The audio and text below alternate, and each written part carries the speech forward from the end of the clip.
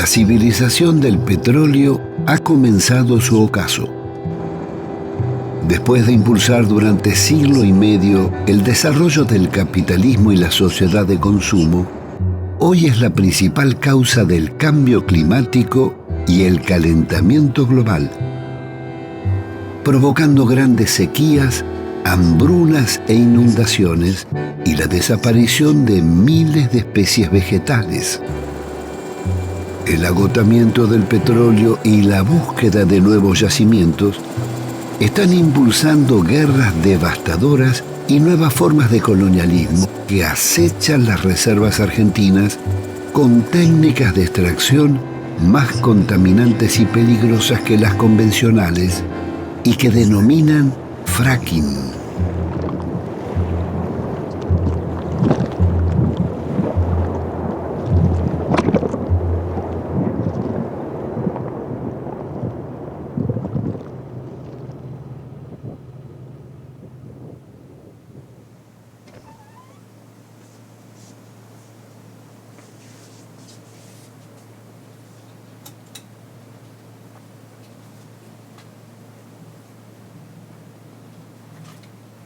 Esta es la historia de un gran fracaso y de la mayor crisis energética argentina desde décadas, consecuencia de la pérdida del autoabastecimiento de gas y petróleo y de los errores y complicidades cometidos desde las privatizaciones de Menem a los Kirchner.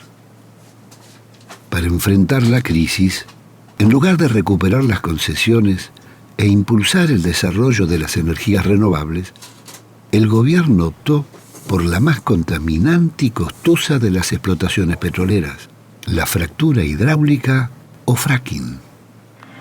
YPF, nuestra energía, la de todos los argentinos. Por eso, a continuación, escuchamos las palabras de nuestra presidenta, la de los 40 millones de argentinos, la doctora Cristina Fernández de Kirchner.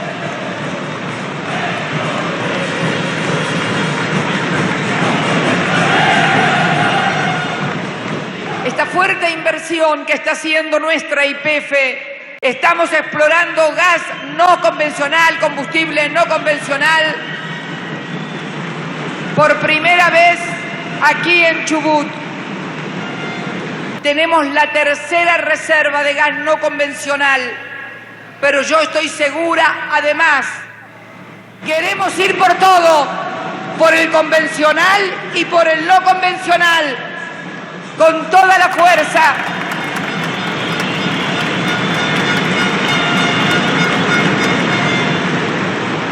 Equipo de trabajo del Pozo 914, comiencen la perforación.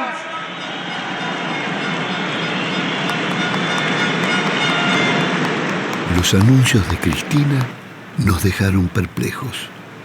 ¿Cómo podía elegir el método del fracking, habiendo en el país cuencas de hidrocarburos que todavía no han sido debidamente exploradas? Se llama fracking y es una técnica que está revolucionando la explotación de gas natural en Estados Unidos. Permite explotar yacimientos hasta ahora inaccesibles. El problema es que la técnica contamina los acuíferos cercanos. Básicamente consiste en taladrar en la superficie terrestre un agujero de 4.000 metros, luego en horizontal hacer otro tanto y eso volarlo con explosivos. Una vez se ha hecho eso, se mete a 5.000 atmósferas de presión, una presión tremenda, una mezcla de agua, arena y un cóctel de 600 productos químicos altamente tóxicos. Eso hace aflorar el gas natural que está en pequeñas burbujas metido en el esquisto, en el mineral de pizarra y que no podría ser extraído de otra forma. El metano, ese gas natural, se ha filtrado a través de las grietas, de las fallas artificiales, hasta los acuíferos de los que se alimentan los pozos, los embalses, los lagos, los ríos. Pero...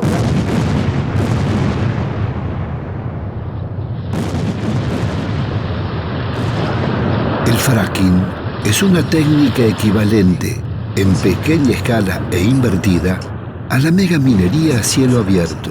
Las explosiones se realizan en el subsuelo y tarde o temprano las napas de agua terminan contaminadas. ¿por qué decías que esto es la guerra del fracking, que parece exagerado? ¿Por qué?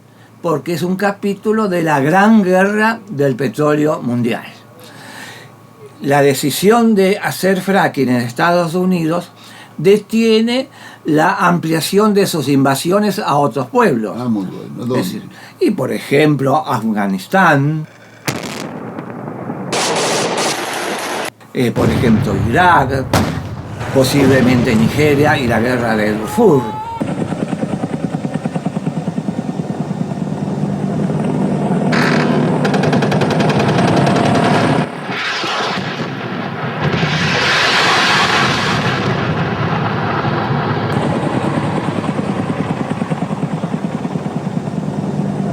Y ahora viene el fracking como un capítulo no bélico de esta guerra. En Estados Unidos hay una decisión, no podemos o no conviene invadir Irán, hagamos fracking, necesitamos asegurar nuestra independencia petrolera, le llaman ellos. Tenemos que recordar que en la matriz de consumo energética mundial, más del 80% es el petróleo, gas y carbón, y más de la mitad es el petróleo. Pero veamos los efectos colaterales del fracking en el subsuelo. El caso típico es Estados Unidos. En 2/3 de su desarrollo de los estados norteamericanos, en más de 35 estados, ya hay un desarrollo en el subsuelo que parece que ha habido una guerra, parece que estamos en una posguerra, está todo destruido, las aguas contaminadas, el metano escapándose por grietas a la superficie, incendios, terremotos. En el mes de julio hizo un pozo gigante y una población de 285 habitantes tuvo que disparar.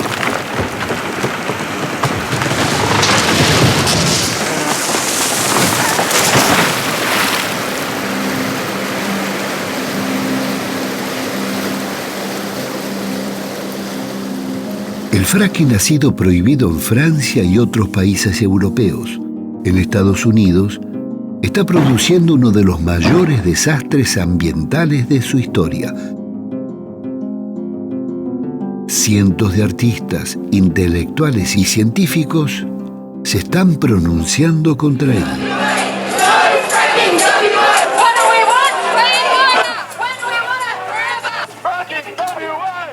Haciendo memoria, el fracaso petrolero comenzó en 1992 con la privatización de YPF. La soberanía, para nosotros esto también desde la soberanía es importante porque esto va a evitar el éxodo y el despoblamiento, va a permitir la inversión y la recuperación económica de Santa Cruz. Creo que desde hoy el petróleo pasa a ser de las provincias, YPF pasa a ser una empresa que cotiza en bolsa, que va a tener inversión privada y el dinero que de esto surja es de los jubilados. Miles de millones de dólares pasan del patrimonio del Estado a los jubilados, así que no es más... Las bellas palabras escondían algunos de los actos más infames que el Parlamento haya cometido.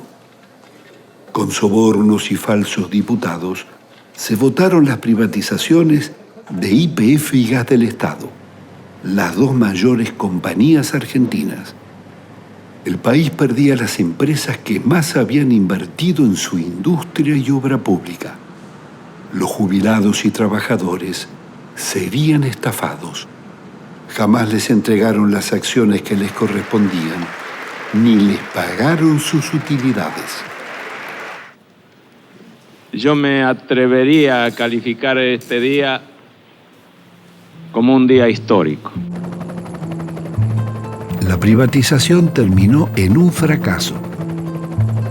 Las empresas vaciaron las reservas acumuladas por YPF, llevándose más de 30 años de gas y 5.000 millones de barriles de crudo.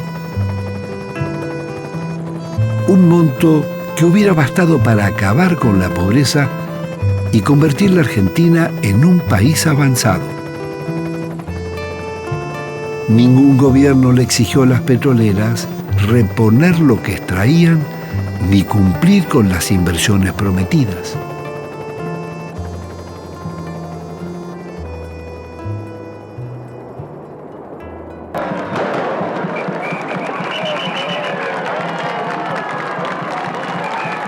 La política energética de Néstor Kirchner fue una permanente improvisación.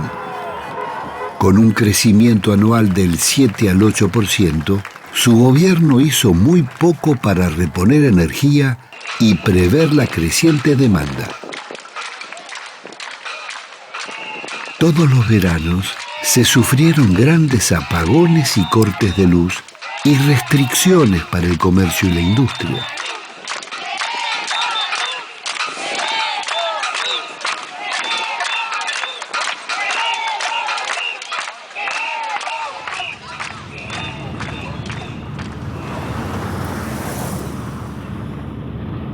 En vez de exigirle a las petroleras cumplir con las inversiones y reponer lo que extraían, Néstor Kirchner autorizó prolongar las privatizaciones de Menem por otros 25 años, incluyendo Cerro Dragón, el principal yacimiento del país. La política kirchnerista fue tan irresponsable que le permitió a Repsol girar al extranjero el 95% de las ganancias de YPF a cambio de comprar la cuarta parte de la empresa. YPF terminó vaciada. ¿Qué tal, Víctor? ¿Qué tal? ¿Cómo estás? Muy bien. Muchas gracias. Yo digo que muy pocas veces he visto un desgobierno tan grande en materia de energía como el que estamos sufriendo en este momento en la República Argentina, porque no hay planificación, por lo menos no hay una planificación orgánica que tenga como objetivo plasmar en obras. Acá lo que nosotros estamos haciendo es ir detrás de las cosas, es decir, se está conduciendo de una manera espasmódica el sector energético, están haciendo obras, digamos, casi, yo diría, cuando no hay otra alternativa, pero para hacer una obra energética, si mientras yo exploro y produzco, pueden pasar 5 o 8 años, mientras yo pongo la primera piedra para hacer una central hidroeléctrica, pueden pasar también 7 años o 8 años, y lo mismo para una central nuclear. Me queda entonces como recurso lo más rápido, que son las centrales térmicas, que me están consumiendo gas o me están consumiendo gasoil que tenemos que importar. Y esa es otra barbaridad de la falta de planificación. ¿Quién es el responsable? Y bueno, el responsable para mí es el ministro de Planeamiento. Debido, que es el que maneja de alguna manera el sector energético. Julio Debido llegó desde Santa Cruz al Gabinete Nacional, como Ricardo Jaime, de la mano de Néstor Kirchner. Desde entonces, sigue siendo el responsable del Ministerio de Planificación, del que dependían la Secretaría de Energía, la de Transporte y la de Minería.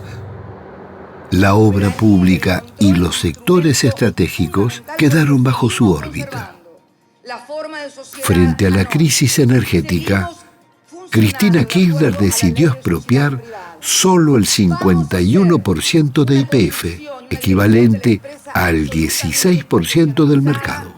Y el modelo además que hemos elegido no es un modelo de estatización, que quede claro, porque seguimos conservando la forma de sociedad anónima.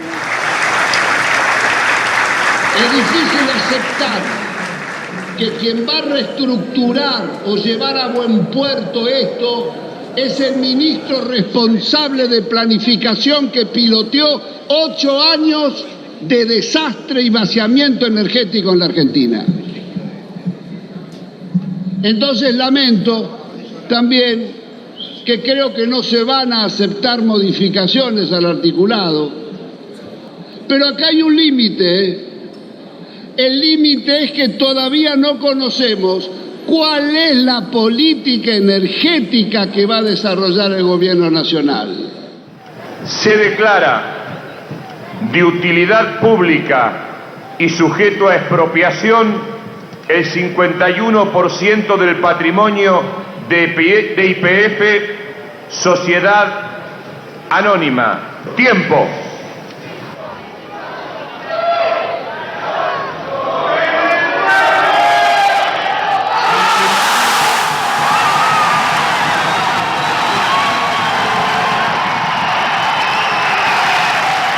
207 diputados votaron a favor de este proyecto que recupera para el Estado Nacional el 51% de las acciones de... Con el apoyo de más de 80 diputados de la oposición, se votó en general la ley de expropiación parcial de YPF sin que el bloque oficialista concediera discutir ni una coma de las numerosas enmiendas presentadas.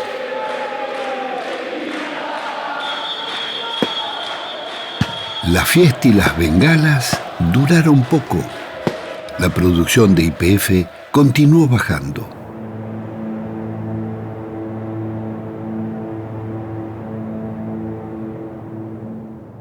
La reducción de las reservas mundiales llevó a las transnacionales petroleras a disputar el yacimiento Vaca Muerta en Neuquén, uno de los más ricos del mundo. El gobierno decidió asociarse con Chevron, ex estándar hoy de los Rockefeller. Era como hacer una concesión a vida con el mismo diablo o con el Departamento de Estado americano. El argentino Miguel Galuccio, gerente en Londres de Schlumberger, especialista mundial en fracking, sería el nuevo presidente de YPF.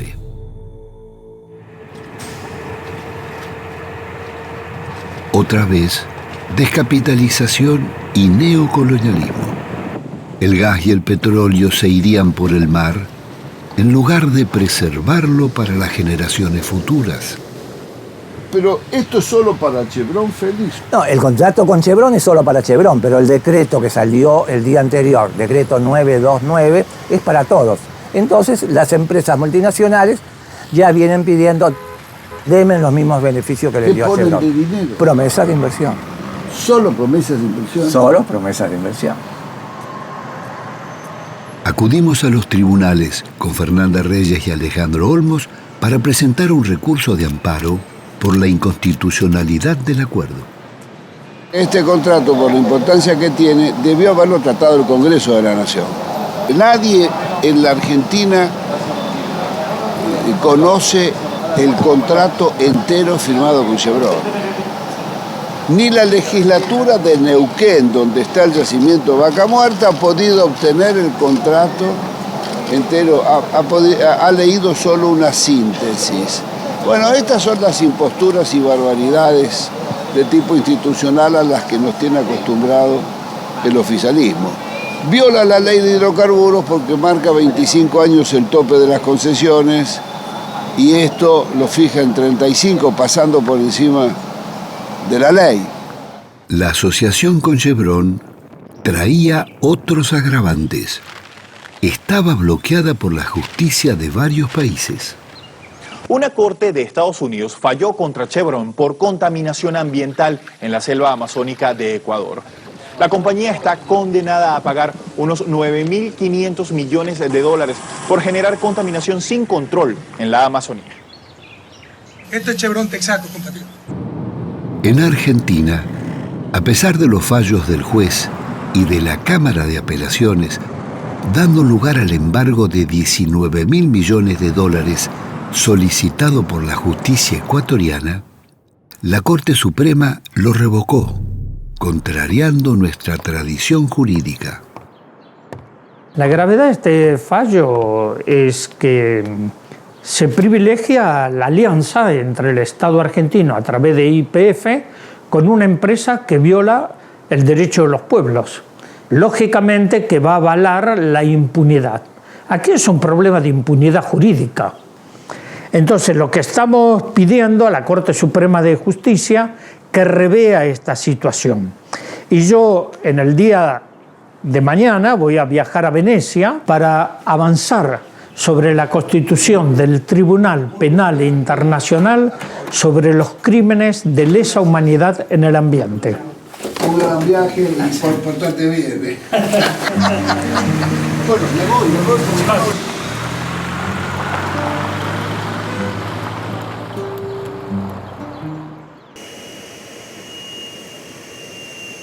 Viajamos a Neuquén con Félix Herrero y Maristeles Bamba para conocer los yacimientos donde se están instalando estos pozos. Queríamos conversar con técnicos y pobladores sobre los riesgos ambientales. ¿El fracking sería tan rentable como afirmaban? La primera charla que tuvimos fue con Santiago Benotti. Se sabe que el recurso está ahí y es grande. Digamos, puede ser que en este momento con los parámetros que hay, los geofísicos, geólogos, ingenieros, especialistas en análisis de proyectos, en general te van a decir que este negocio no cierra, pero no cierra con los parámetros de hoy y con los que nosotros conocemos. Nosotros no sabemos los acuerdos que se están haciendo, los beneficios, los subsidios, los acueductos, la provisión de agua, la de arena, no sabemos, pero sí ellos se están posicionando territorialmente. Nosotros estamos perdiendo, digamos, la oportunidad de hacerlo nosotros. Digamos, no es lo mismo los precios de las empresas que los costos propios. Esa es la diferencia. La pregunta es, ¿por qué estas empresas pueden imponer una nueva técnica de explotación de fracking siendo tan dañina? Clinton dijo que era prioritario, la seguridad energética, porque es riqueza y es poder. Entonces ellos se posicionan, digamos, y les sale caro, pero, no importa, pero el se Estado posiciona. paga. Claro. Y bueno. Muy bien. Hay subvenciones ocultas. Si yo proveo el agua absolutamente gratis de parte del Estado y a las empresas no les cuesta nada, hay un subsidio. Si yo creo sistemas de precios diferenciados, donde suben los precios del crudo y del gas natural, estoy favoreciendo a las empresas. Si yo para la exportación elimino... Félix tenía razón. El fracking nacía subsidiado. Al firmarse el preacuerdo con Chevron, el gobierno aumentó en $30 el precio del barril de petróleo. Lo llevó de 45 a 75 y triplicó el precio del gas. De los bolsillos del pueblo argentino iban a salir más de $10.000 millones anuales para financiar a las petroleras, aumentar la inflación y el costo de la vida cotidiana.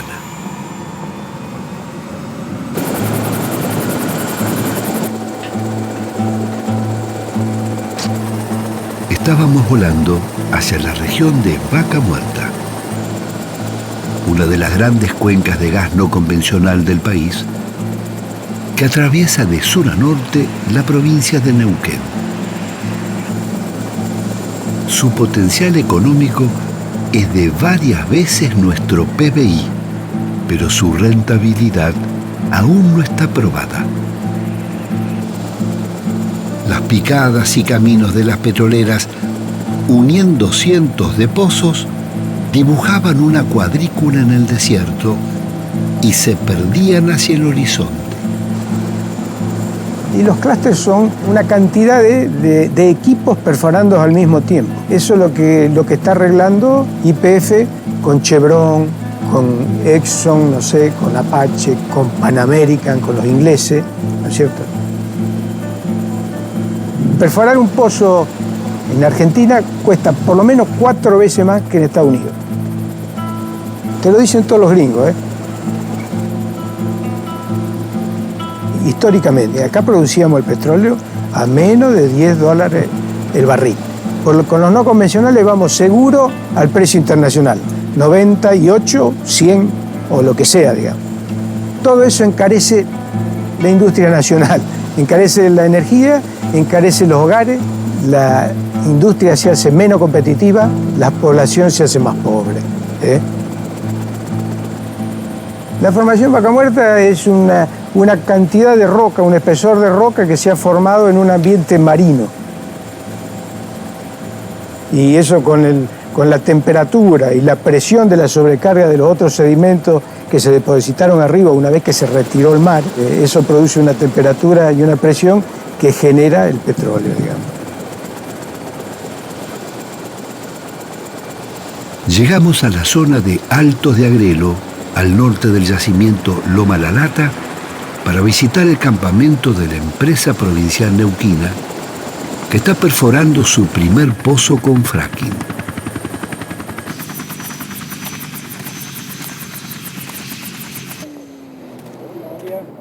Pino, gustazo, Por otro lado, yo soy un ex IPFiano de la IPF de la vieja IPF. Y estoy jubilado pero no retirado. Yo, con 20 años de campo, me pasé en el campo. La nueva quimera del oro negro es empujada por las contratistas americanas de servicios como Halliburton y un ejército de contratistas locales, empresas de transportes e insumos. El jefe del destacamento nos recibió amablemente con mate y tortas fritas y un informe técnico sobre la formación Vaca Muerta. Bueno, estos son muestras de la formación Vaca Muerta. La famosa Vaca Muerta. Este es un shell de vaca. Es un shell. Claro, esa es una muestra de Vaca Muerta que... Antes de pasar al equipo, pregunten. Por lo menos decime tu opinión sobre la rentabilidad de la explotación de los no convencionales. No tenemos claro cuánto es el subsidio que tienen en Estados Unidos las empresas para producir el no convencional, porque si allá está en discusión la rentabilidad, ¿viste? Y nosotros tenemos costos aún superiores, ¿cómo hacemos para cerrar este negocio? Pues está muy bien la pregunta, está perfecta. La respuesta la podemos referir o referenciar a allá, a Estados Unidos, o a acá. En Estados Unidos les ha pasado de todo. Y yo te digo, hidrocarburos, petróleo y gas, en Argentina está en evaluación aún. No, seguro. Esto está en evaluación todavía. Eso no está bien determinado. En Estados Unidos sí, ya tienen 15 a 20 años. Sí, totalmente. ¿Por cuánto tiempo se van a contaminar esas napas de agua? ¿Cuál es el problema? Sin agua y sin parar o llegar a disminuir sensiblemente el calentamiento global y la emanación de gases de efecto invernadero, estamos recagados. Pensando en las generaciones futuras. Nosotros estamos más allá que acá, estamos más del otro lado, lo que va a venir. Las petroleras y mineras operan sin seguros ambientales. Las leyes del ambiente son letra muerta por la complicidad de las provincias con las empresas. Estamos ante estragos y delitos ambientales mientras se impone la ley del negocio. No podemos hacerle caso a aquellos agoreros del subdesarrollo, a los agoreros que pretenden el pesimismo y que pretenden sumirnos en la miseria. Neuquén tiene en las tecnologías no convencionales su futuro y el futuro de sus hijos. Las bellas palabras del gobernador omitía decir que los pozos petroleros, tarde o temprano, tienen pérdidas, roturas o accidentes. El fracking multiplica los riesgos.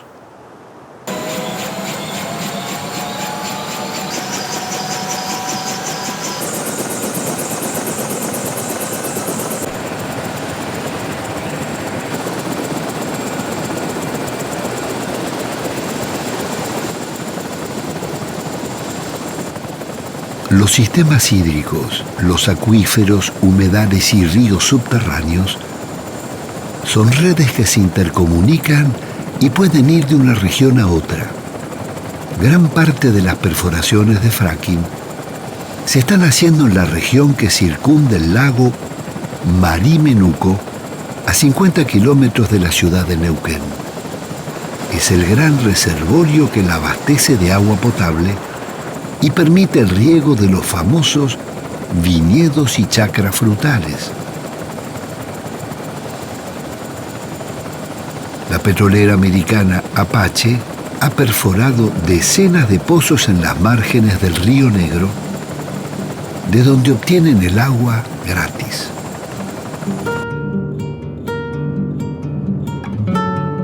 Llegamos a la ciudad de Allen, a 30 kilómetros de Neuquén.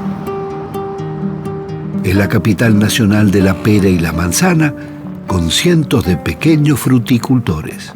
Por ahí es bueno recordar que Allen es la localidad que tiene mayor cantidad de productores en todo el Alto Valle. Aproximadamente 300 productores y efectivamente hay sobre todo plantaciones de peras. Bueno, esta es una chacra de 20 hectáreas netamente de pera. Tiene 5 variedades, si no me equivoco. Sí, 5 variedades. Tiene William, Pacan, Danjou, Beau Reboz y una pera que se llama Winter Butler. La zona donde estamos es la principal productora del país. ¿Principal productor en cantidad o calidad? En calidad y en cantidad. Más que Italia. En pera sí. Tenemos otro tipo de clima y otro tipo de condiciones, ¿no? Somos Argentina es el principal productor de pera y la pera Williams no tenemos competencia en el mundo. Desde el año 2000 que somos productores orgánicos también, aparte de hacer un sector en convencional. Y lo empezamos a hacer por una cuestión de tratar de dejar algo mejor hacia nuestros hijos, ¿no? Que son la generación que nos sigue. Entonces empezamos con la producción orgánica, la cual nos gusta mucho. Cada vez nos gusta más y uno aprende muchas cosas. En definitiva, cuando esto empezó era todo orgánico, ¿no? Porque convengamos que los chacareros abusan de los agroquímicos salvaje, también, claro, de manera muy salvaje.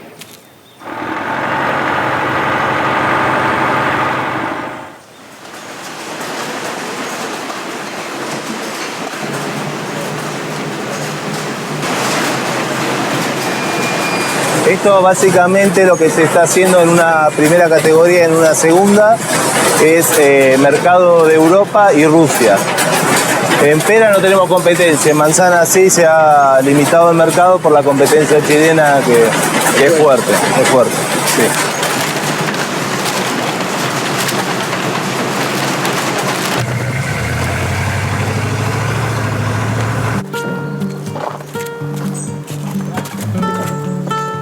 Qué lindo color de Malbón ese.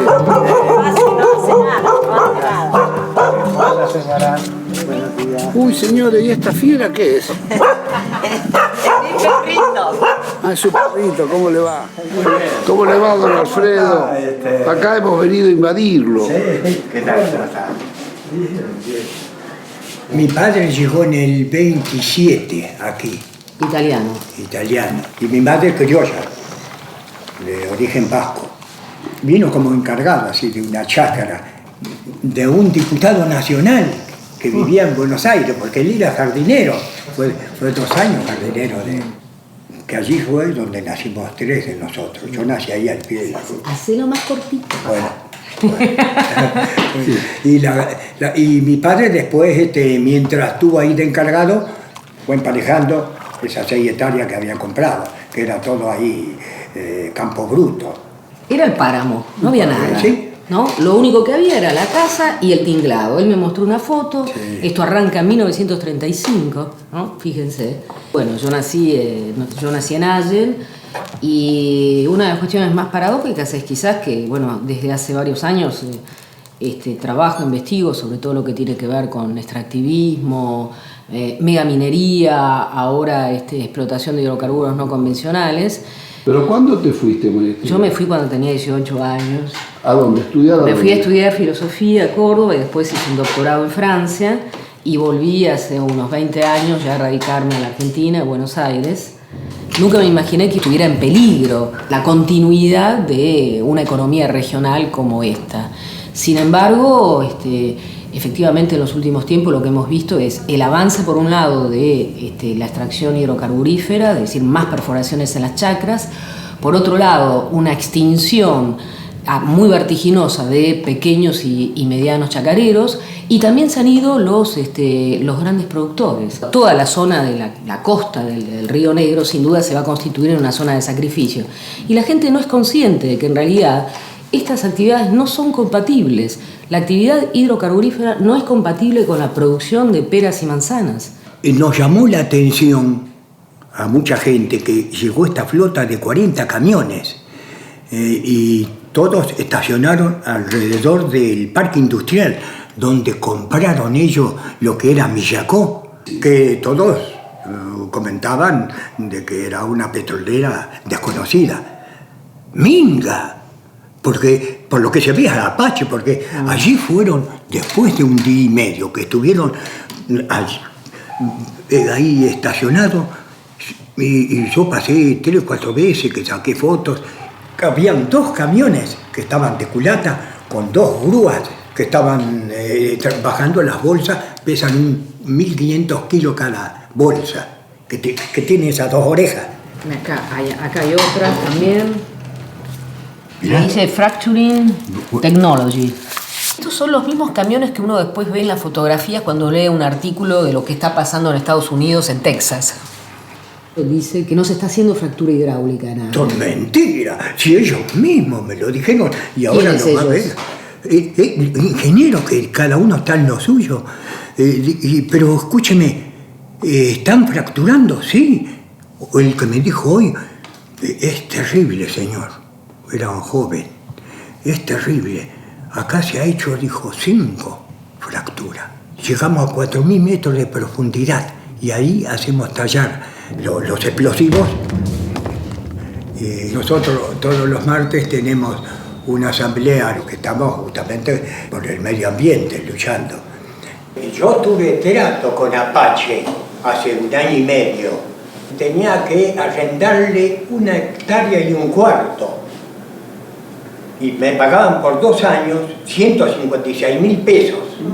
Yo tengo una chacra de 7 hectáreas. Ni en 5 años saco esa cantidad de dinero que viene limpio.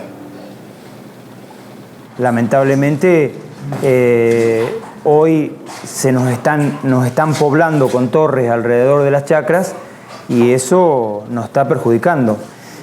Nosotros tenemos que tener muchas certificaciones, el agua tiene que estar en un estándar potable, muy bueno para lo que es la certificación de Global Back, que es una de las certificaciones que tenemos que tener para irnos al exterior.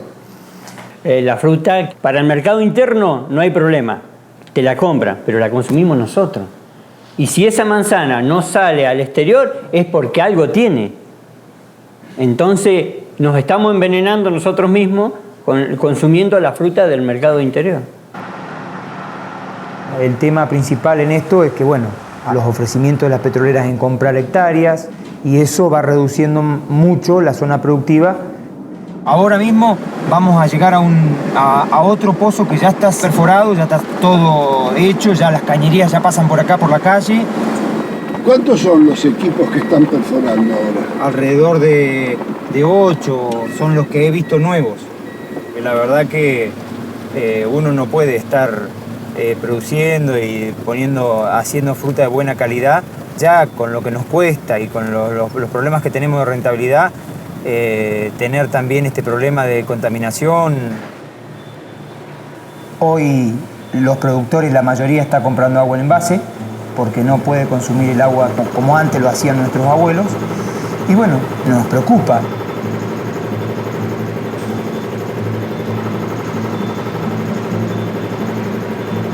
La imprevista visita puso en descubierto que la petrolera inyectaba, junto a los millones de litros de agua, toneladas de sustancias radioactivas y químicas que hasta hoy se han negado a declarar cuáles son.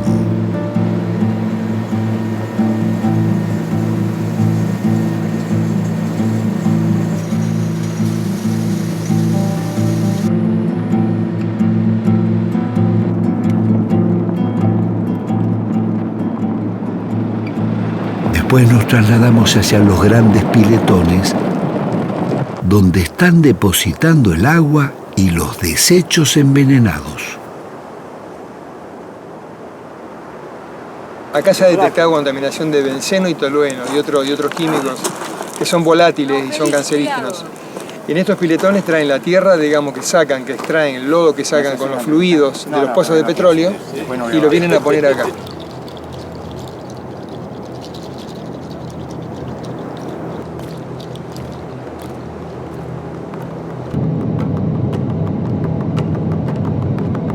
Continuamos viaje hacia la comunidad mapuche de Jelaicó. En sus tierras, la petrolera Apache ha instalado el pozo anticlinal, el primero de fracking del país.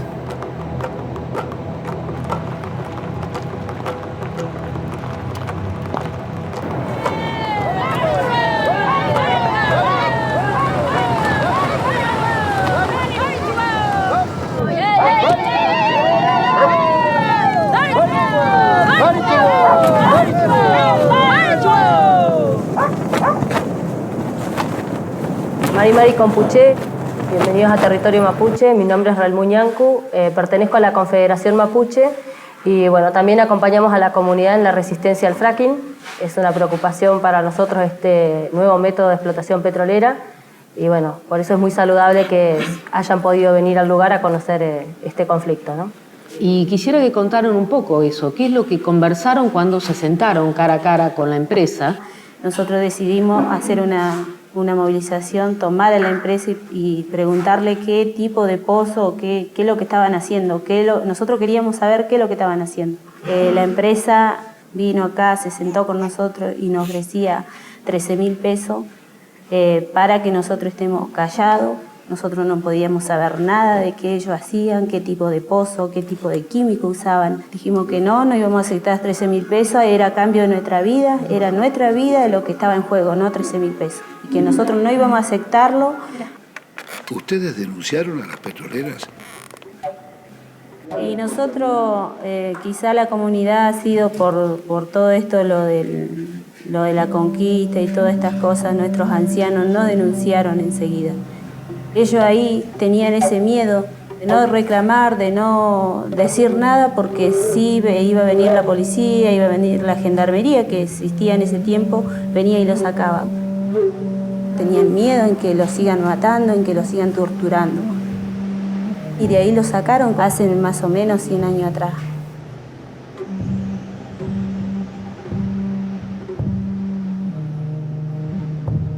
Cristina, ¿y en este tiempo desde cuándo empezaron a movilizarse? La comunidad en la época de Repsol sí hizo una acción, tuvimos una movilización bastante grande porque todo lo que era el hidrocarburo lo dejaban todo abierto, lo tiraban, hacían laguna y ahí se nos morían nuestros animales. Nos criamos así, con la contaminación encima, con las lagunas estas de petróleo, que nosotros mismos como chicos íbamos, jugábamos adentro ahí. Hoy la comunidad tiene el agua contaminada con arsénico, y no podemos tomar el agua, no podemos usarla. Bueno, este es el agua que vamos a llevar a analizar a la Universidad del Comahue, a Neuquén. Parece aceite, pero bueno, es el agua que está tomando la comunidad.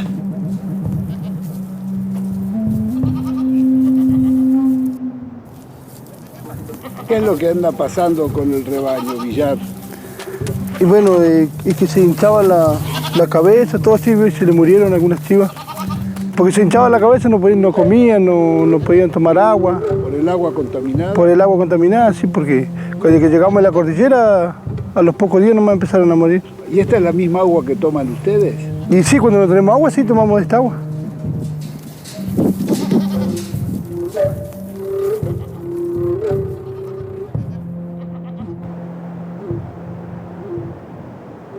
Incluso el gobierno provincial tiene sus propios negociados con la contaminación, porque la contaminación es un negocio para el gobierno provincial, porque los ministros de medio ambiente, de hidrocarburos, tienen sus propias empresas privadas para, una vez que se detecta la contaminación, los derrames, esas empresas son las que vienen supuestamente a sanear.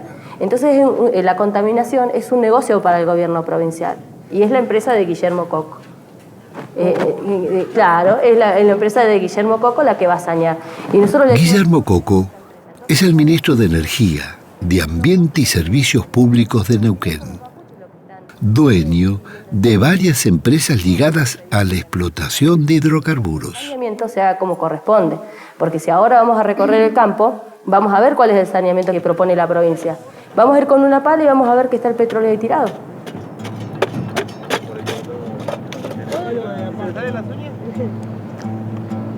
Cambia de color.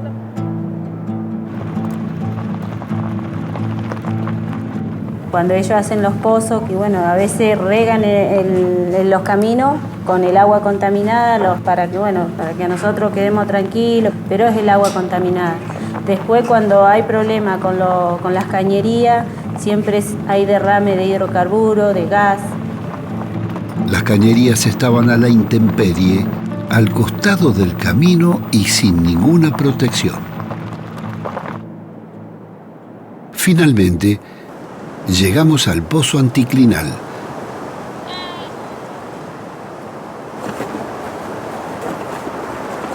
Acá estamos en un peletón que hicieron la empresa Apache, donde depositaron 30 millones de litros de agua. Bueno, esto lo hicieron en el tiempo verano, cuando la comunidad estaba en la veranada. Ellos aprovecharon esos 3 meses para hacer este pozo no convencional hace 2 años. El agua lo traían del acuífero de Zapala. Y bueno, los pozos, como se ven, están allí.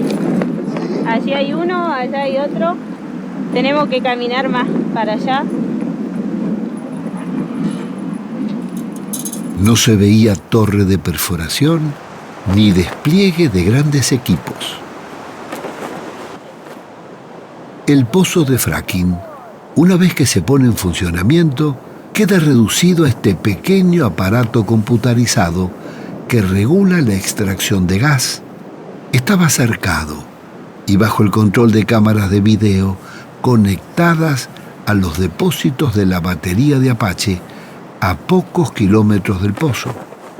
Un equipo de bombeo enviaba permanentemente el gas.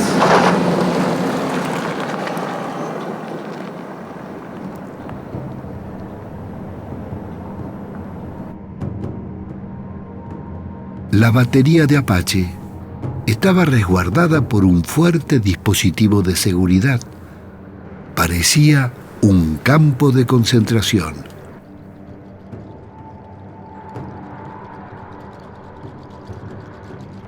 ¿De quiénes querían defenderse? ¿De los pocos habitantes de Jelaicó?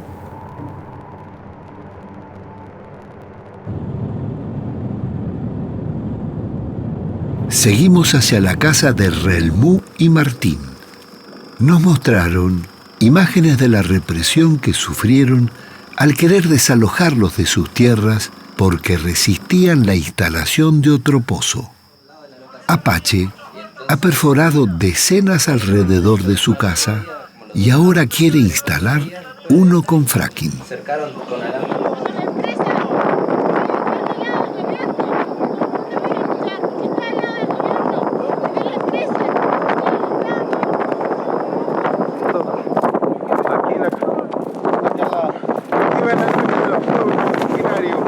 El 28 de diciembre de 2012, nosotros estábamos aquí en nuestra casa, de repente vimos que llegaba gente de la empresa, camiones, una topadora, varias camionetas. Se movilizó alrededor de 100 efectivos policiales, un camión de bomberos, una ambulancia. Cuando nosotros éramos, 10 personas acá, y totalmente desmesurado y fuera de cualquier contexto, porque esta persona cuando llegó al lugar empezó a decirnos que nosotros usurpábamos este espacio, que si la tierra era nuestra teníamos que presentarle la documentación de que éramos dueños titulares de las tierras, pero nosotros no estamos desde el 2006. Tenemos toda una historia detrás, no creo que nadie esté a la altura y tenga los fundamentos para decir que nosotros somos usurpadores de un espacio. Que no tengamos la documentación es un problema del Estado, que ha negado siempre nuestros derechos sobre este lugar, pero nosotros siempre vivimos acá. No es la primera vez que hemos sido encausados, hemos pasado por 2 juicios penales por defender este territorio. En los 2 juicios se nos acusó de usurpación, de turbación a la posesión. Los 2 juicios salimos sobreseídos, absueltos. Pretendían ingresar por la fuerza al lugar. Nos dijeron que si nos resistíamos iban a utilizar la fuerza pública. Y nosotros le dijimos que no iban a poder entrar, que nosotros estábamos con nuestros hijos, en ese momento nos tomaron de sorpresa, éramos pocos. Y cuando no quisieron retroceder y ya veíamos que la topadora nos pasaba por encima, comenzamos a arrojarles piedras para que se fueran. Y en el medio de esto quedó esta señora que nosotros no sabíamos quién era. En un momento que no nos dimos cuenta nosotros, una piedra. Acá todos están desarmados, estamos reclamando un derecho nada más. Bajen las armas, díganle al gobierno que venga, que baje urgente, que acá hay un derecho. Las poblaciones originarias estaban de pie frente al avance de las transnacionales. Meses atrás, en un referéndum realizado en la localidad neuquina de Loncopué, el 82% de sus 7.000 habitantes rechazó la instalación de una mega minera china a cielo abierto para extraer oro y cobre.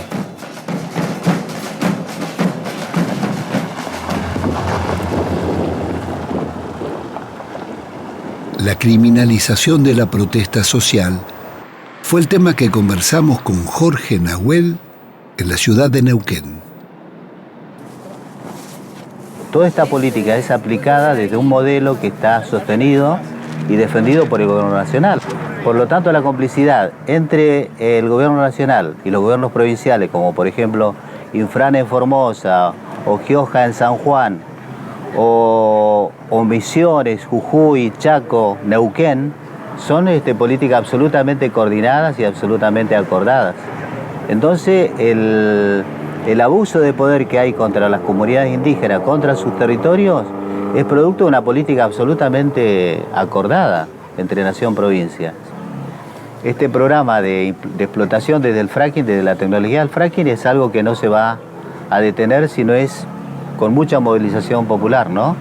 Y en ese sentido, la respuesta que el Estado ha dado a los cuestionamientos que hacen las comunidades afectadas por esta tecnología ha sido judicializar, ha sido abrirle procesamiento, intentar desalojo violento, intentar condenas, y por eso tenemos abiertas más de 50 causas penales y civiles. Y no es ajeno que se haya votado el año pasado la ley antiterrorista. Claro. La ley antiterrorista, por ejemplo, es toda una amenaza latente que quizá en algunas regiones no, pero aquí en el sur es una herramienta que va a ser muy útil para detener toda la demanda y toda la movilización que se está generando en contra del fracking.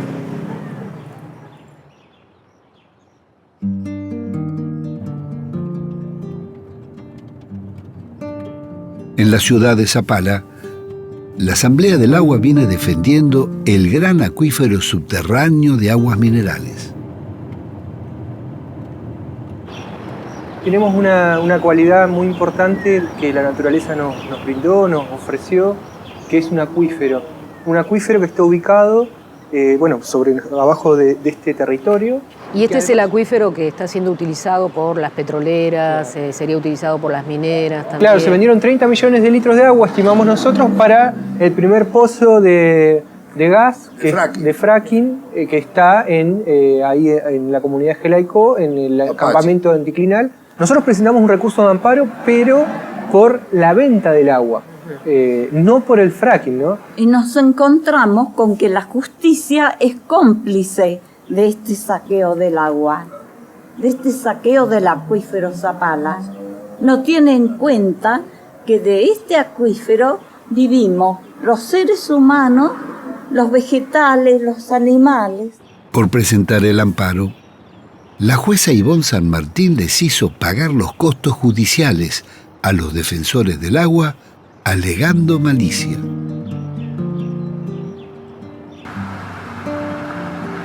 El rechazo al fracking se extendió por toda la región y varias provincias. En la localidad de Cinco Saltos, en el Valle de Río Negro, la movilización de los vecinos, productores y ambientalistas lograron que el Consejo Deliberante lo prohibiera. El Consejo Deliberante de la ciudad de Cinco Saltos sanciona con fuerza de ordenanza prohibir la actividad de explotación y exploración no convencional de gas y petróleo, fracking en el ejido municipal. Semanas después, la intendenta vetó la resolución, pero los concejales la ratificaron y pudo consagrarla. En la ciudad de Allen también fue prohibido. El tema de la contaminación, el tema del agua, por la salud, por el bienestar de nuestros futuros hijos y todo el futuro. Sabemos que si nos contaminan las chacras, no nos queda nada.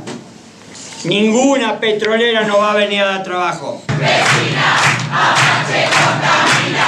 Vecino, ha sido aprobado por unanimidad.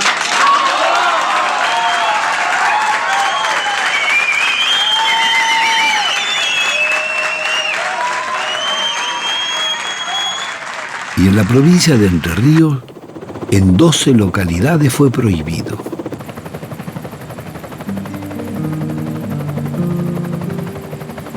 La región mesopotámica es la otra gran reserva de petróleo y gas no convencional de la Argentina.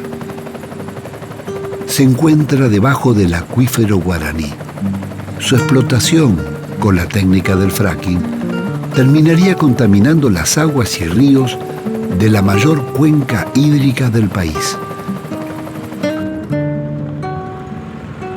Hoy en día, el fracking aparece precisamente como alimentando esta idea de que América Latina o Argentina en particular puede ser una potencia productora de hidrocarburos. Hay que acudir a la historia latinoamericana para ver que efectivamente esto ha dejado siempre, de manera inevitable, un saldo absolutamente negativo. Pero sin duda, el fracking o la explotación de gas no convencional abre a un nuevo ciclo de conflictos socioambientales, especialmente aquí en Argentina. Ambientalistas y organizaciones sociales y políticas de la provincia presentaron en Paraná y Concordia recursos de amparo para impedirlo. En 12 localidades, el fracking fue prohibido. Todos los pueblos de Entre Ríos toman agua de Napa y los pueblos entrerrianos tomamos agua del acuífero guaraní. Por lo tanto, la obligación entrerriana es superior, superlativa, en relación al resto de las provincias argentinas en defensa del agua dulce. La idea de esta movilización y todas estas actividades como el amparo que acabamos de presentar es tratar de frenar el avance de este proyecto en Entre Ríos. Entendemos que una vez que se establezcan las multinacionales es mucho más difícil poder sacarlas del territorio de un territorio provincial. Y estamos acá porque el tema es muy grave. El tema es muy serio porque existen riesgos severos de contaminación, existen riesgos severos de impacto ambiental, de contaminación del acuífero guaraní. Es el mismo acuífero que compartimos con Uruguay, con Paraguay y con Brasil. Es decir, esa es la importancia de este fenómeno, cuidar. Porque ese acuífero guaraní va a ser atravesado y corre el serio riesgo de ser contaminado, tanto por los tóxicos, por los químicos que van a ser inyectados en las profundidades, como por las grietas y las filtraciones desde los diques de cola que necesariamente son utilizados en la explotación de fracking. Bueno, vamos a elegir la sala laboral. Hay un historial de lucha en Entre Ríos y en eso ha dado una lección la Asamblea Ambiental de Gualeguaychú, es que desde hace ya muchos años viene en su lucha con Bosnia y la contaminación del río Uruguay. Esta es una lucha de todo el país. El agua que pasa acá por Entre Ríos es el agua que terminan consumiendo en Buenos Aires, que consumen en Rosario o que consumen en el sur del país.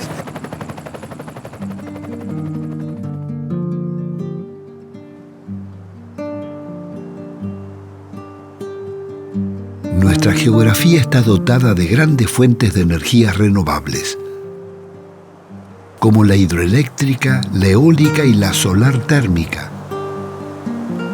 Pero el 90% de nuestra matriz energética se produce quemando gas, petróleo y carbón, que son las energías más contaminantes. Algunos sostienen que para enfrentar la crisis energética no hay otra alternativa que la explotación con fracking. Es absolutamente falso. Argentina tiene suficiente petróleo para cubrir sus necesidades, pero nunca tuvo grandes reservas para ser un país exportador como Venezuela. Las que tenía acumuladas se las llevaron las petroleras con la privatización y nunca las repusieron. Todavía el país cuenta con 25 cuencas sedimentarias, de las cuales solo se explotan 7. Las 18 restantes no han sido exploradas en profundidad, entre otras las del Chaco paranaense, las del centro y oeste del país y las cuencas oceánicas. Santiago, ¿todavía se puede extraer gas y petróleo en las cuencas convencionales? Hay posibilidad de encontrar recursos convencionales. Se debe volver a retomar los niveles de exploración que había con la YPF estatal antes de los años 90, cuando se descubría petróleo, que se hacían más de 120 pozos en promedio por año. Ahora en los últimos años se han hecho un promedio de 20 pozos exploratorios, entre comillas, decimos los técnicos, porque eran pozos más de desarrollo o cerca de los viejos yacimientos de YPF, que realmente pozos exploratorios que abriesen brecha a nuevas a nuevas cuencas o nuevas áreas. Hay grandes áreas en el mar, de la misma manera que los brasileños han encontrado grandes recursos que le ha cambiado la historia, digamos, a través de Petrobras, su empresa estatal. Nosotros no necesitamos que sean altamente rentables, sino que nos ayuden a lograr el autoabastecimiento, digamos, y el control de la industria. De acuerdo a un estudio antiguo del año 1973 de Naciones Unidas, de un geólogo de las Naciones Unidas, hablaba de que los yacimientos del Mar del Sur podrían ser superiores a los del Mar del Norte, que se habían descubierto 4 años antes. Si nosotros vemos el mapa del Golfo San Jorge, del mar argentino, tenemos que recordar que YPF desarrolló exploraciones en esta zona. Tan es así que contrató 2 plataformas submarinas, una llegó y otra no, la Liberación y la Mosconi. Y hizo análisis tanto en el Golfo San Jorge como en la zona de Tierra del Fuego. Pero esto se empalma con la posibilidad de las Malvinas. Las alternativas energéticas del país y sus energías renovables son tema permanente de estudio en nuestro Instituto de Propuestas.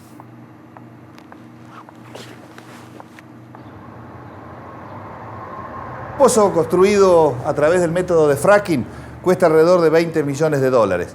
Si ese dinero, el dinero que nos costaría un pozo de fracking, lo empleamos en un parque eólico con aerogeneradores de potencia, con 6 aerogeneradores, que es lo que nos saldría con el mismo dinero de la construcción de un pozo de fracking, la energía al cabo de 6 años a través de la aerogeneración sería 4 veces superior que la que nos entrega el pozo de fracking. ¿Qué sucede después de 20 años de que los molinos de vientos están entregando energía? El pozo a los 6 años se acabó y sin embargo los aerogeneradores, estos molinos de viento, siguen entregando energía. Al cabo de la vida útil, este parque eólico o estos aerogeneradores nos van a haber entregado 80 veces más energía que lo que entregó el pozo de fractura hidráulica.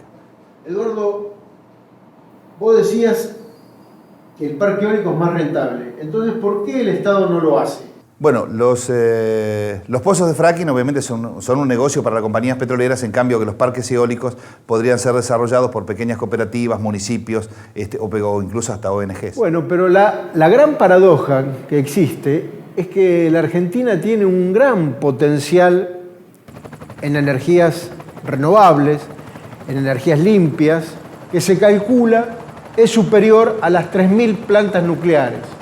Se va a poder hacer una sustitución importante de importaciones.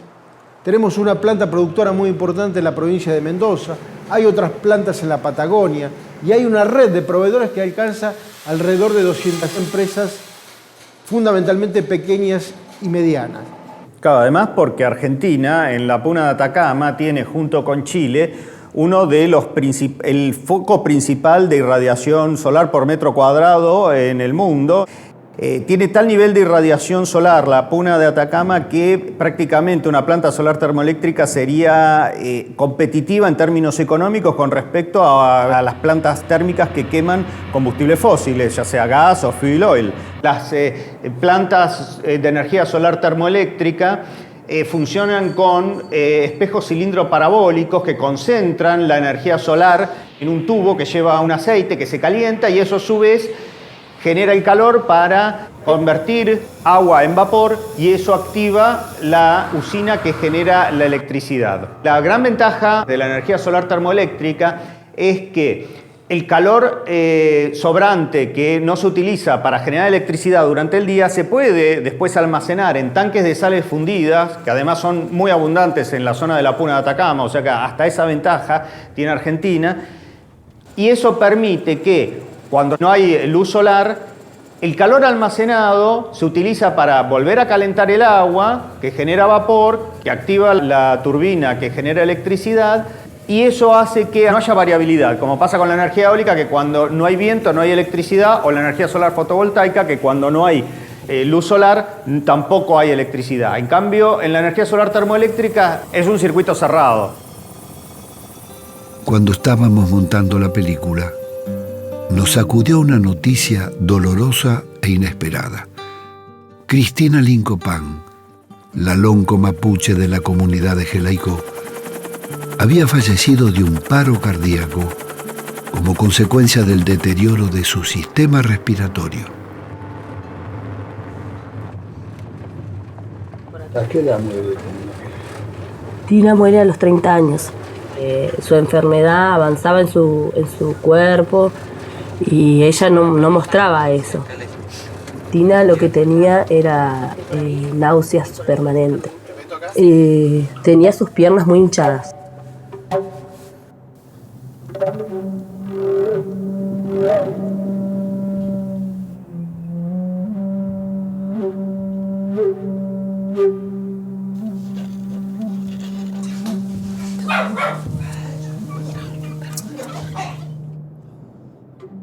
¿Cristina se empezó a sentir mal de golpe o ya venía enferma? Y no, ella no era enferma, ella era una piba sana.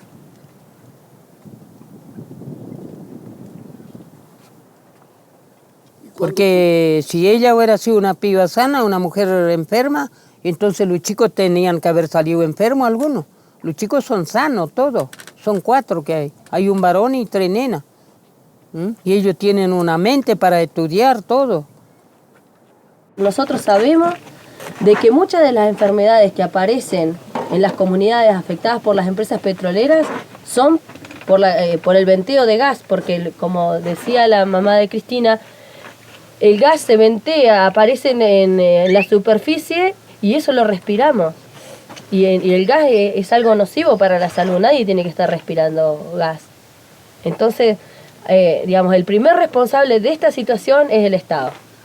El Estado con su gobierno a la cabeza, que es el gobierno de la provincia del Neuquén, el gobierno del MPN, que hace 50 años que tiene esta política de explotar, de saquear los recursos naturales y que la gente se muera. Claro, por eso uno no tiene ni casa, no tiene nada, ni agua ahora.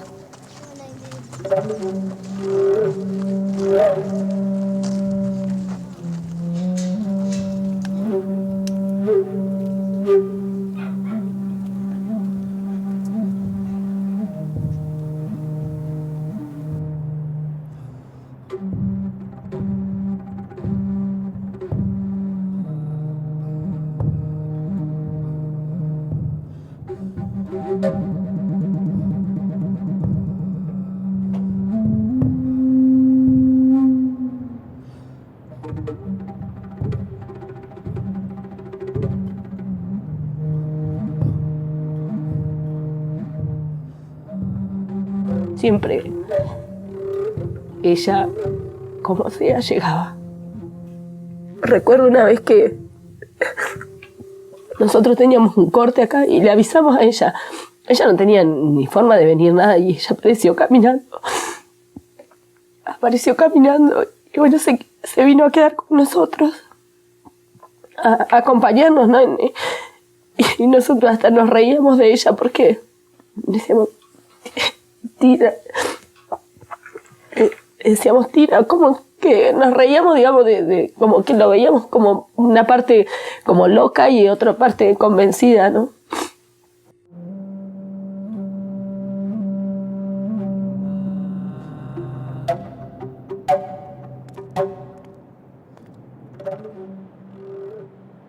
Sabemos que el pueblo mapuche está empobrecido, porque el Estado nos ha quitado toda la posibilidad de administrar, de tener un plan de vida dentro de nuestro territorio.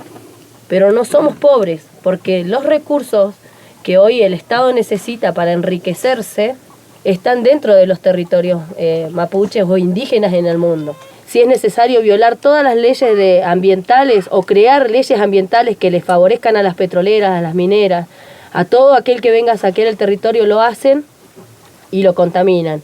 Y los que nos llevamos las consecuencias somos nosotros, porque somos nosotros los que vivimos en el territorio.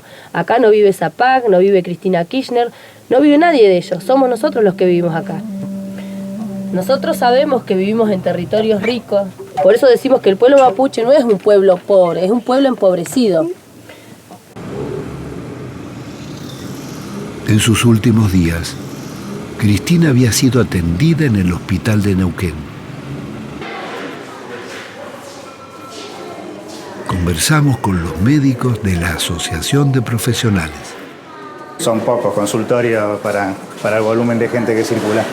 En la entrevista que nosotros le hicimos, se refería que estaban tomando agua con muchos metales pesados y tenía mucho arsénico. ¿Qué provoca los metales o los hidrocarburos en el organismo? ¿Qué provoca? Obviamente trastornos sobre la reproducción, malformaciones, eso. Sobre la piel, la exposición en la piel.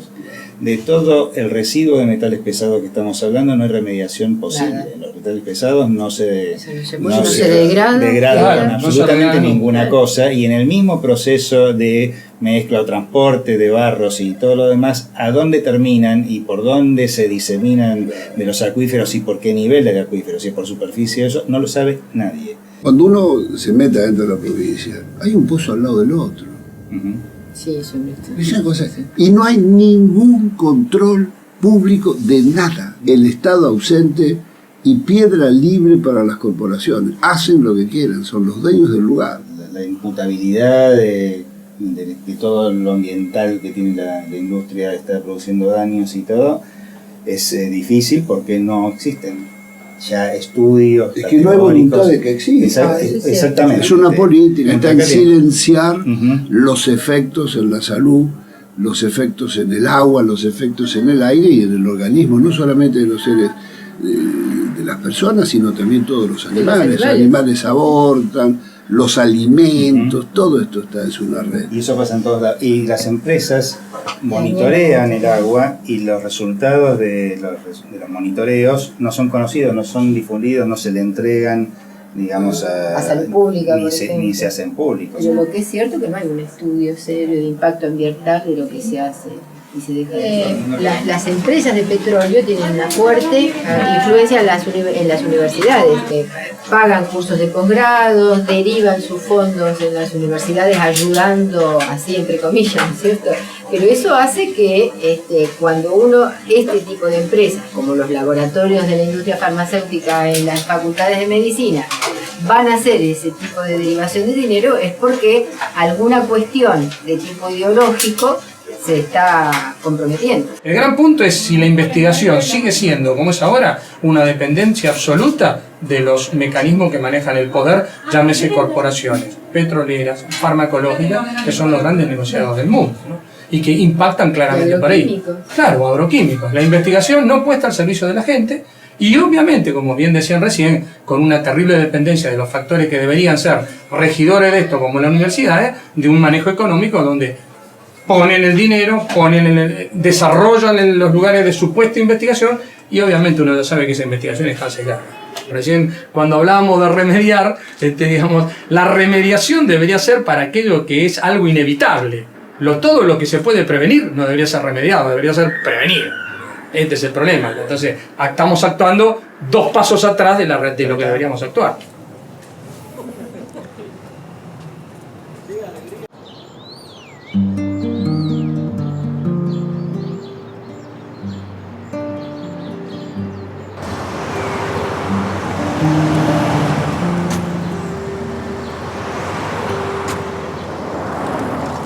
Yo creo que lo que está creciendo en Neuquén es la conciencia de lo ambiental y también la conciencia del derecho de que el pueblo quiere saber de lo que se trata. Sobre todo cuando nosotros tocamos la naturaleza, tenemos que recordar que la naturaleza tiene un orden y de la naturaleza nosotros no somos dueños, sino que somos administradores y que no pertenece todo lo que la naturaleza nos puede dar, los bienes que nos pueden dar, no pertenecen solo a la generación actual, sino a todas las generaciones.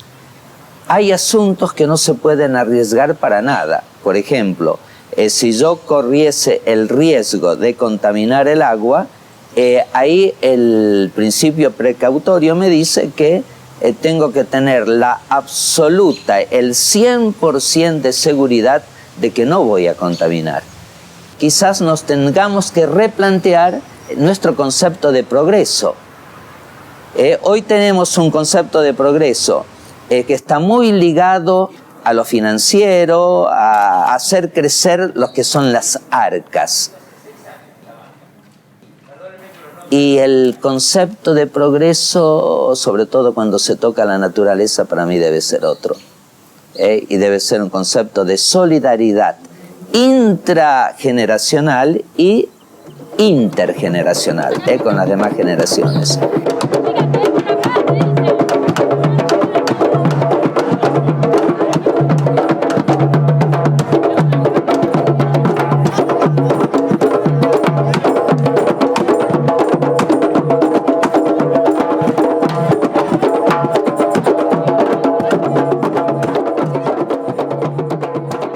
El pastor tiene que acompañar a su pueblo en las preocupaciones legítimas que tiene. Y esas preocupaciones legítimas no hay que desoírlas. No hay que subvalorar el pueblo como tal cuando se expresa sobre algo. Pero la sensibilidad que tiene el pueblo nosotros la tenemos que respetar, la tenemos que acompañar para que no vayamos a dar pasos equivocados.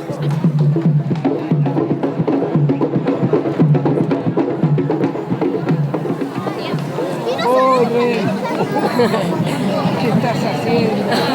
Acá estamos, Pino, firmes, manifestándonos, el pueblo mapuche, el pueblo neuquino, para impedir que se firme el acuerdo suicida de las petroleras Chevron, YPF, Neuquén, Zapag, que lo único que va a venir a hacer aquí a la provincia de Neuquén es lo que hizo en Ecuador, contaminación, muerte, y por eso estamos todos aquí hoy impidiéndolo.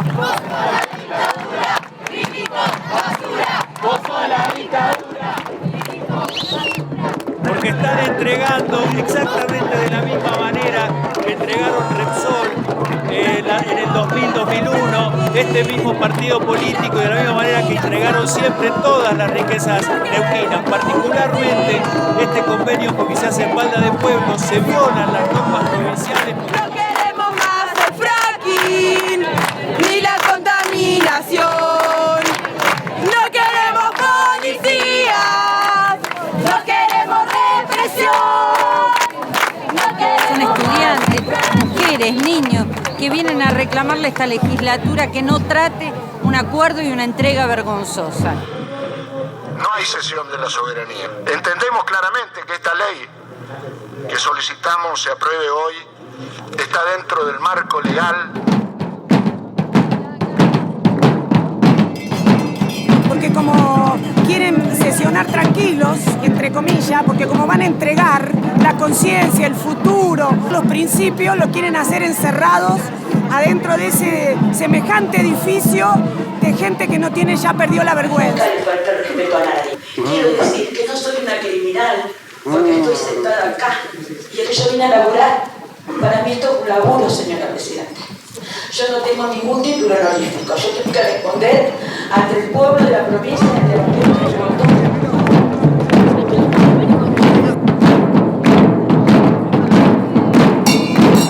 ¿Cómo termina eso, muchachos? Y yo creo que lo van a terminar aprobando. Acá la represión se va a endurecer y creo que la apropiación lo hemos visto, Pino. Esto hace años que lo venimos diciendo. La apropiación de los recursos naturales es por las buenas o por las malas. ¡Fuera Chevron! ¡Fuera Chevron!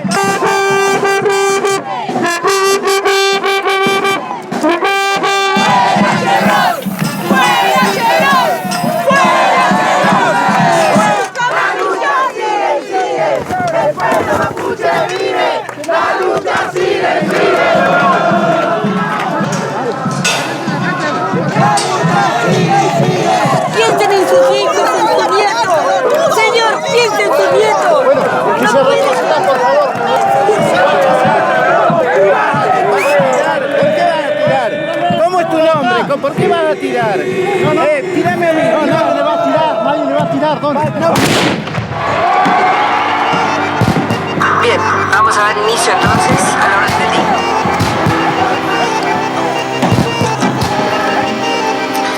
Punto número 1. Tratamiento en particular del proyecto de ley por el cual se modifica el régimen de regulación.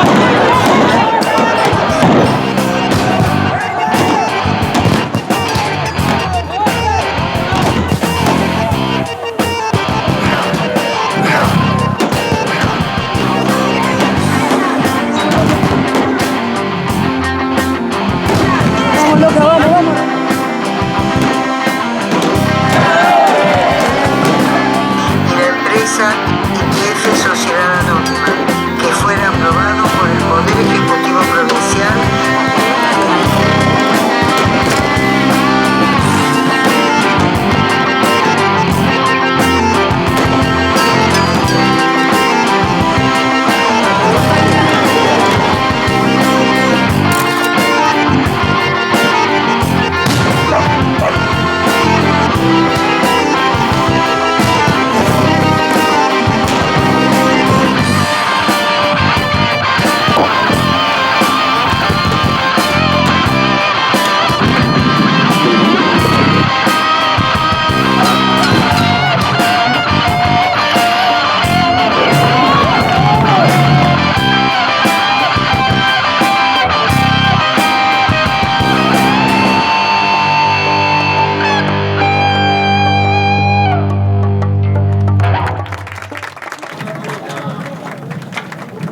Pero de alguna manera esa represión sacó a la luz toda esta farsa de democracia que nos toca vivir aquí en Neuquén, donde hay una cáscara vacía que se llama legislatura, que es una fuente de negociado, una fuente de corrupción, y solamente a través de ese mecanismo pudo haberse aprobado un convenio como el que se aprobó o se pretende aprobar ahora. Van a tener que llegar a nuestro territorio y ahí lo vamos a estar esperando, porque lo que se quieren apropiar es justamente de nuestros territorios. Yo pienso, y esa es mi idea, que los votos no dan licencia para todo. Los votos dan licencia para gobernar en función del bien común. Pero cuando surge algún planteo nuevo que puede estar relacionado en lo que es la forma de buscar el bien común, en una cosa tan grave como esta, yo creo que la licencia social es fundamental. Como digamos, un poco nosotros, un poco ustedes, un poco la gente está protestando, que es lo único que puede poner freno a estas cuestiones, no hay otra cosa.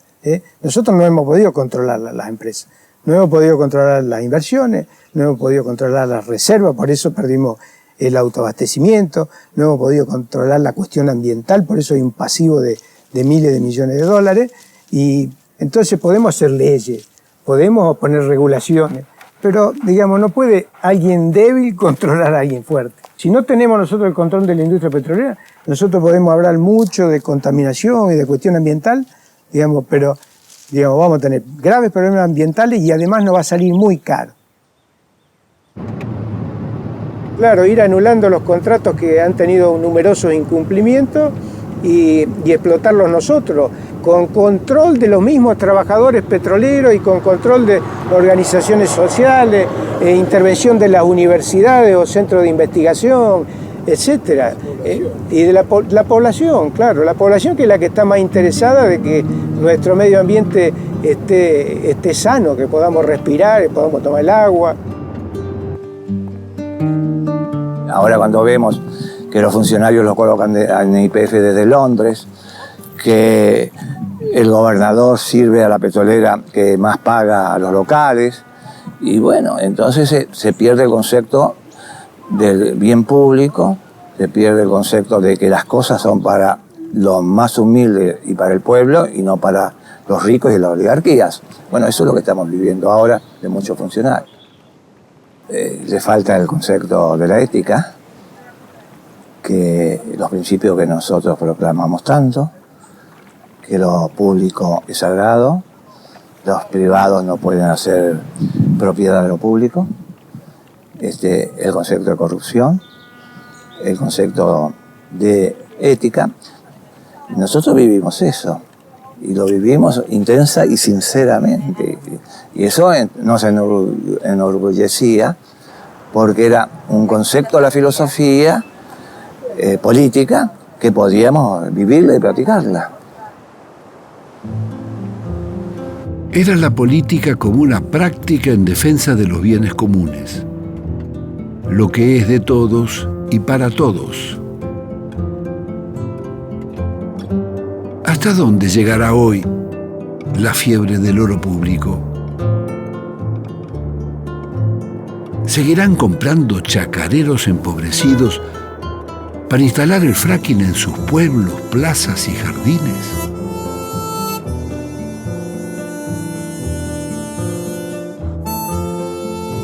seguramente lo harán si las poblaciones no se movilizan.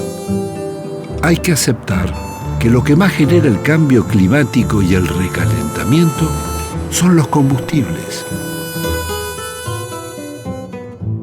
La civilización del automóvil y el consumo ha convertido las ciudades en cementerios de vehículos y grandes basurales que son un foco permanente de contaminación.